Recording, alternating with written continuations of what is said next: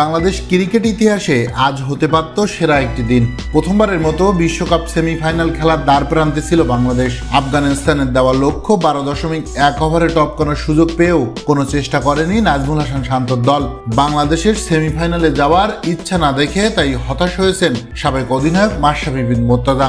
Match শেষে ফেসবুকে এক পোস্টের মাধ্যমে মাশরাফি লেখেন, এই ম্যাচ 12.1 ওভারে জেতার জন্যই খেলা উচিত ছিল বাংলাদেশের, আর সেটি করতে গিয়ে যদি 50 রানেও অল আউট হতো দল, দর্শকেরা সেটি সহজভাবে নিত। এছাড়া ব্যাটসম্যানদের ব্যাটিং নিয়ে মাশরাফি আরো বলেন, লিটনের ইনটেন্ট আর নন স্ট্রাইকের নিরাপত্তা দেখে বোঝা যায় পরিষ্কার কোনো বার্তা বাংলাদেশের ব্যাটিং ইউনিটের কাছে ছিল না। যদি থেকেই থাকে সেটা 1 বা 2 ওভার পরপর পরিবর্তন হয়েছে। শেষমেশ এমন একটা জায়গায় দাঁড়িয়েছে যে ম্যাচটা শুধু জেতা, অথচ আজকের হিসাব ছিল শুধুই 12.1 ওভারের। এর বাইরে আর কিছু ভাবার সুযোগ ছিল না।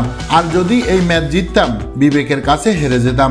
এই ম্যাচ 8-10টা ম্যাচের মতো ছিল না আমাদের কাছে, এটা ছিল ইতিহাস গড়ার সমান। এরপরেও অবশ্য আশা দেখি বা দেখব ইনশাল্লাহ। এছাড়া শেষমেশ আফগানিস্তানের এমন পারফরমেন্সে তাদের প্রশংসায় ভাসিয়ে মাশরাফি আরো লেখেন, অভিনন্দন আফগানদের, কি দারুণ তাদের শারীরিক ভাষা, শেষ পর্যন্ত লড়াই করে যাওয়া এবং শেষে তাদের সেলিব্রেশন। নিশ্চয়ই কাবুল এখন কাঁপছে।